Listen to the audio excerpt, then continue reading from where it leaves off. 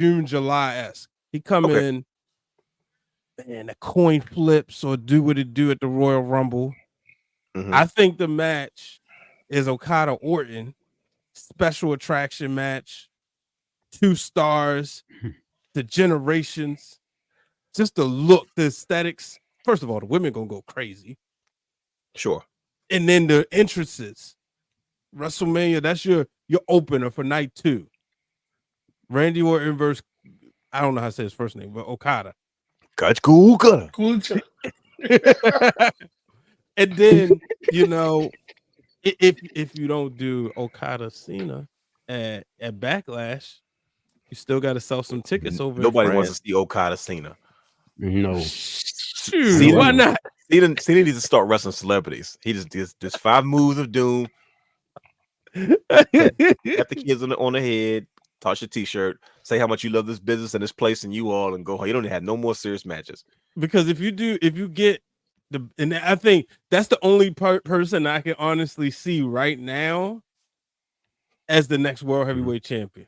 If it's not Damian Priest, as far as who's on Raw, throw Okada in there, and then give us Okada Shinsuke at SummerSlam for the title. I love the New Japan twist. Brother Brandon, you've heard your brothers. You've heard what they had to say. What say you? Who's the next world heavyweight champion? Who's going to be the first one to dethrone Seth freaking Rollins? So I'm gonna take you back to the rumors when Will Ospreay was a free agent or looking for his right? Mm-hmm. So I saw that comment. If they were in talks with Will Ospreay, money wasn't an issue. Mm-hmm. And even throwing it, hey, we give you a world title match. I mean, we'll give you the world title, right? Mm-hmm. That was one of the things that was in the clause or whatever. That was the talks. He turned it down because of his family. We get that. Sure, yeah. Okada is making news as being a free agent. If Okada don't listen to his fellow Japanese wrestlers and take himself to WWE, we're going to be talking about Okada like we do Jay White in 6 months from now. Yep. Thank you. So my person to dethrone him, and I'm going to say this because if we're going to do all of these, if WWE is about to do all of these global things, right? You need somebody that a audience will automatically react to. First of all, you got enough bodies between Mercedes Moné, Okada, Shinsuke Nakamura, Kairi Sane, Asuka, freaking Io Sky. That you got enough to make some noise. The days of treating them like Yoshitatsu and Tajiri are over. Yeah. But here's what I think this is what I think happens. Yeah. I don't think that he comes back at Royal Rumble because I don't know when his contract is up. But we're talking Okada now, right? Okada, right? Okay. Give him like we did with AJ. How AJ debuted. If Okada debuts, the only way that you can do this correctly, Okada wins the Rumble, corrects the wrong that we did with Shinsuke. Automatically wins the Rumble, jumps to the front. He wins the Rumble, and this is why, because you have enough star power that these other matches don't need it. Okada and Seth will have the match of night one that the world will talk about to put the eyes on WWE when they go to these global things. You could run that match back all year in all of these states because people want to sing along to our we don't have to rush the Punk and to it because you gotta feel out right now. Or people are still wanting Punk because he's free, he's new. I think this is going to be what the difference that Triple H is going to do. I can't hotshot him there. Let me see what we can do if the people want him. Because at any time, what better than having Okada as your champion, CM Punk GTS him because he's getting booed and there's his heel turn to take the belt off this global superstar that we've loved. We've seen him on his world tour. Because do you Seth deserve a world tour? He kind of already had his world tour without the belt. Let's call it what it is. Mm-hmm. Okada is going to be who's the bigger moneymaker in Berlin, France, Australia, all of these global places that New Japan has a market in. WWE only has the market because they bring people and put them in the mainstream in WWE, like a Rhea Ripley. That's the only reason WWE is popular because when they go there, she's going to be the biggest superstar ever. So that's why that belt got to stay on her until they go there. But Okada takes it, goes on this world tour, then he can drop it to a heel Punk or get cashed in with a Damian Priest, and that will make Damian Priest the hated person because our beloved Okada that came in with all of this off. But only reason I don't know if that's going to happen in this Triple H booking of things. I don't know if he's scared to. The Romans' reign is killing us, like Bubba Ray said, because we know we're waiting and we're protecting them. We know that. But to a casual fans, unbiased people talking here, not you, Brian, it's killing us because we want our champion. Like we want Seth, but we got too much of Seth right now because we don't have any Roman. If we had a perfect balance, you wrestling fans are never satisfied. Right? Never satisfied. You just think that's because we don't have Roman. No, think about it. I'm the advocate that say I want Roman on TV. I want to see Roman. I'm not saying he got to wrestle every week. I said it. I'm gonna go on record, and I said it. You know, he can keep the belt to WrestleMania 40. He can keep it to 45 for all I care. I just want to see him on TV because the product is so much better when he's there. But now we got Seth, and that's why I say his gimmick has now become anybody. You want the other person to win. But if we had a balance that we didn't have to see him every week, we would still be having this love for him. But the World Consolation Prize, and this reason I said that, the people that didn't beat Roman are now facing Seth and still not beating them. What's happening to their stock? Drew couldn't beat Roman because of interference. Now he still couldn't beat Seth straight up. So what does that leave Drew? This character change? Yeah, but the character changed. But now let's look at it. They pumped up Jay, they pumped up Sammy, and they couldn't beat Roman, and they still couldn't beat Seth clean.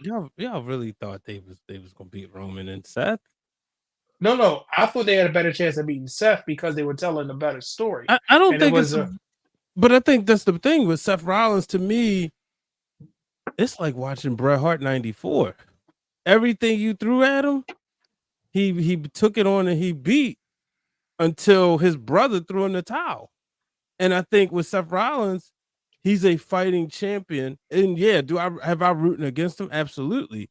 But I don't think it's necessarily a problem because the way what he's doing to me is on this night, when it comes down to it, he finds a way to be the better man. And I always look at it from the in-ring kayfabe point as opposed to, okay, let me jump the shark and go to the next part of the story or the script. Let's see who's going to be next. You know what I mean? Sure, it's fun to book and fantasy book and all that stuff. But I'm looking at Seth Rollins. I'm like, all right, this dude, at this point, he's making it where whoever takes the title from him is going to be a big deal. So what I'm saying is, but this is what I'm saying, and the reason I'm saying, but this is why I'm saying this. Remember when we had the world title at first and the WWE Championship? The world title was a joke. Let me finish my statement. It was two separate brackets, and depending on who was holding it is which made it feel more important. To be honest with you, I agree with that because when Triple H first got that World Heavyweight Championship, I was like, bro, who? It was like, no offense to Eddie and JBL and all those guys. You know what I mean? Like you was more focused on that. And one belt is always the developmental world title. Like yes, and that's what I'm saying. Yeah. And now with our world title and the Universal Undisputed WWE Championship, it feels like which one is developing the star when we've seen the star go for this one, didn't get it, and now they go for this one, still didn't get it. And like you have a healthy roster, and it's like, well, what's like we can hold on and say what's next, but what are we developing? Because in an instant we cared about Shinsuke. In an instant we were like, okay, come on, this we getting these instant moments, and it's good. But let's take it a step back. Remember, Big E, in an instant, he went from Intercontinental, Money in the Bank winner, WWE champion, right? Sure. And that was his moment at that time. If the world title was around, would we've had a longer Big E reign, or we had a bigger story that we could have fit in a Big E, an Xavier Woods, a Ricochet, Dolph Ziggler, a Bobby Roode. I'm just giving you all these types of names that 10 years ago when we had the World Heavyweight Championship, they would have been contenders in that belt. And it would have felt like, I want to see this. While the WWE champion was over here doing what they need to do. The starter championship pack. But I understand exactly what you're saying. I just don't like it that way. I think when they introduced in this universal title era, I think because of the other title having WWE champion, it was protected a certain way. Sure. So when you look at like the universal title, it was always Brock for the most part, sprinkle a little bit of Roman, sprinkle a little bit of Seth. But they were trying to make it important with Brock, remember? Yeah, but see, that's the thing. And then they kept the WWE championship. It maintained its importance so that when Big E, Kofi Kingston, and Bobby Lashley won, they were already superstars. And we felt more validated if you take it like from a black wrestling fan that our guys got a world title, a major world title, as opposed to their first the one big goal. Because at the end of the day, if we want to be real, it wasn't Vince's. It wasn't his design. So now with this new world, and with this world title, it feels better. And that's the reason why I think they're being ever so careful with that. Hence why Seth Rollins has it. Hence why I do think like it won't be like because like you said, if this was 20 years ago, Jey Uso would have been world champion by now. But I think instead of but I'm saying he would have been clearly defined in that. Like he wouldn't even have gotten a WWE title. If you remember that time when Jeff Hardy had that match with Undertaker on Raw, and we were like, "Oh, cool! Look how long it took for Jeff Hardy to get back to the WWE." The belt changed completely. It went from the undisputed WWE Championship, and then he finally got the title. You get what I'm saying? All the way to 02, all the way to 08. 6 years. You get what I'm saying? Like, you see what I mean? It took him that long, but then he could interchange between WWE Champion, World Champion, WWE Champion, World Champion, because that was like the story of the division, and it didn't discredit him either way. You get what I'm saying? And Edge did the same. John Cena, Randy Orton, but in that time we had the mixture of those guys getting it. And it was some failed projects like Jack Swagger. It was some failed stuff in between there where it was like, why do we give it to Alberto? Different things like that. It was some failed projects. Sheamus couldn't really bring the prestige of that, but he did good with the WWE Championship. It kind of felt like he was a transitional. His dance partners, let's just say that. So now I feel like with our current world title, having Seth have it, he's established what he needs to. Seth won't lose any credibility or be less of a star without it because his matches are still going to be marquee matches. And especially the way that they're booking with PLEs, every match feels like a main event almost. Every match has a big match feel. And that's attached to the type of booking that we have. It's just that real quick it turned into, all right, is he losing? Oh yeah, we want him to lose. But I think one thing they got us away from is the terminology I hate. The words "doesn't need the title," because everybody always say this person's over, they don't need the belt. Where in these past 24 months, the most important person, most over person, has the title and has made the title and has been the person to represent. And now you think about if we get to the business side of things, right?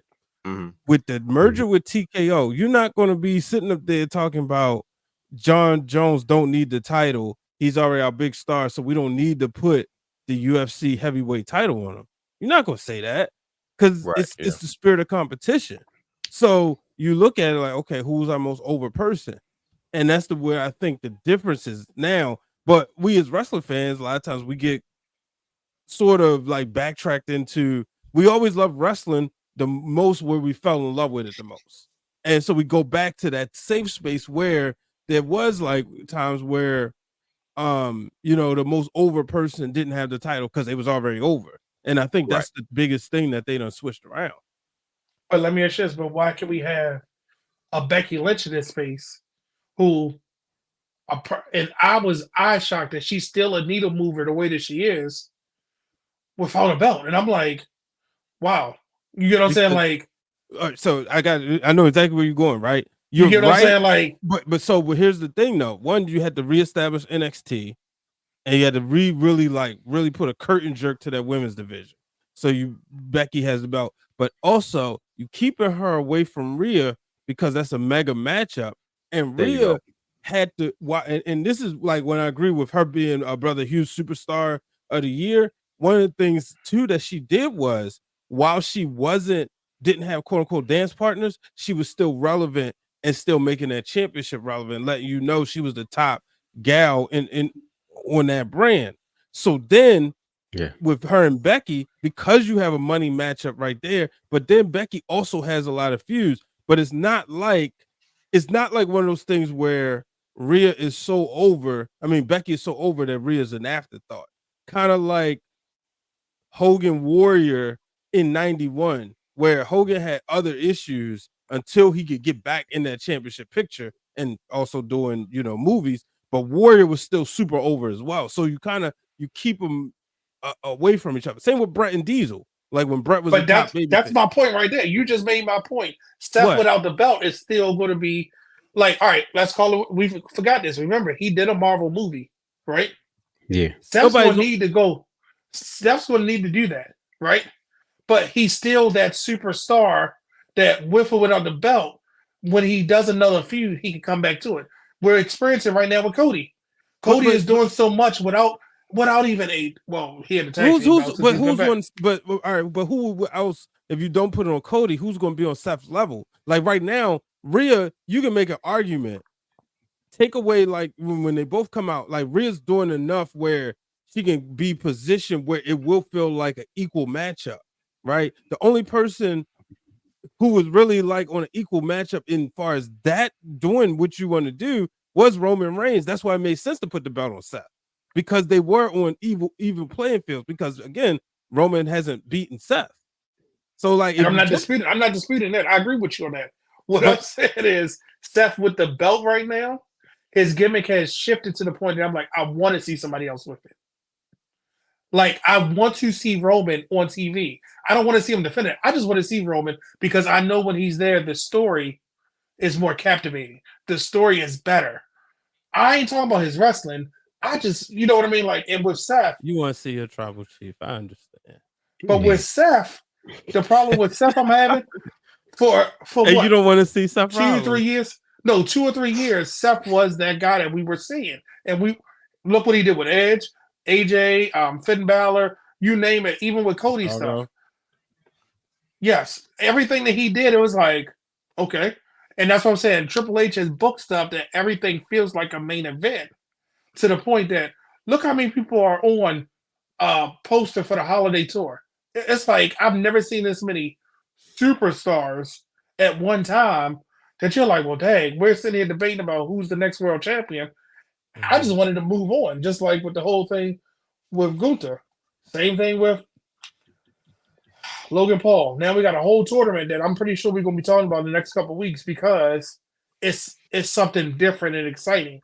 With Seth, his gimmick is now, to me, the other person is going to win. Well, that was quite the conversation. I was just sitting back, just taking it all in. I'm just saying. I mean, man, no, they were all excellent points. What were you saying? No, me and brother Brandon, we always go back and forth with this. I'm always whoever got the most wins, put the belt on them. Sure, but see, I'm not that way. I don't believe in that. Doesn't need the title mess. You don't say that in sports. No. Lamar Jackson needs a Super Bowl. Goddamn, that's a different era. You play sports like a wrestler. When you play in sports, all sports, you want to be that person that wins overall because the end goal is that title. Whether it's the World Series, whether it's the Super Bowl, whatever, that's your end goal. Wrestling, we got every week is your end goal to be the champion. Every week you go on TV to be the champion. You're not beating people, racking up wins so you can go to the playoffs, to the finals. They're two totally separate things. That's like me telling you the end goal for Jean Grey was to have all of the Phoenix Force. You were like, why? Exactly. Nope. Split it between Colossus, Jean Grey, Rachel Summers, and who was the other one? Cyclops. Yep. And then Cyclops going to take it all and kill Professor Xavier. That was his end goal. You were like, Brandon, what are you talking about? That has nothing to do with wrestling. That's what you just did with sports. Yeah, he went to things. Dwayne knows exactly what I'm talking about. You just did the same thing. See how confused you are? What did I You cannot compare. You cannot compare a sports anything to wrestling because your end goal, you cannot. Your end goal is to win that World Series, right? Yes. How many teams do you have to championship? Right. No. How many teams do you have to fight over how long to get to that one thing to win that title? It depends on the year. In general, it's a few months that you go after, right? Let's say it's 6 months to go after it, to get to the playoffs, to get to that. So you might go from 4 to 8 months to get to this one title.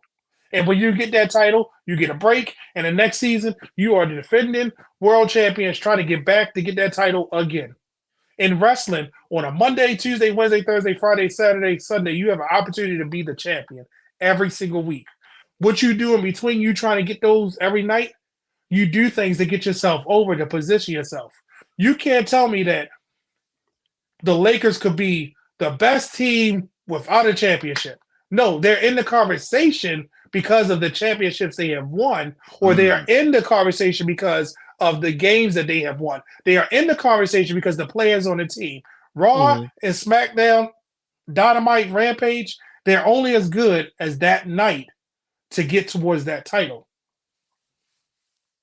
So what you're saying is you don't need to rack up wins in order to become a number one contender, to become a champion.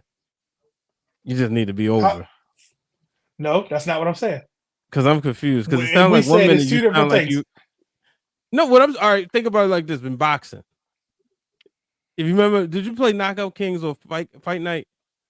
Go ahead. And you know you got to rank up constantly. But no, let's talk about each box. You win each round to win that match, right? Yeah. So in the first round, if I win, I knock you out. I won, right? Wait, yeah. Okay.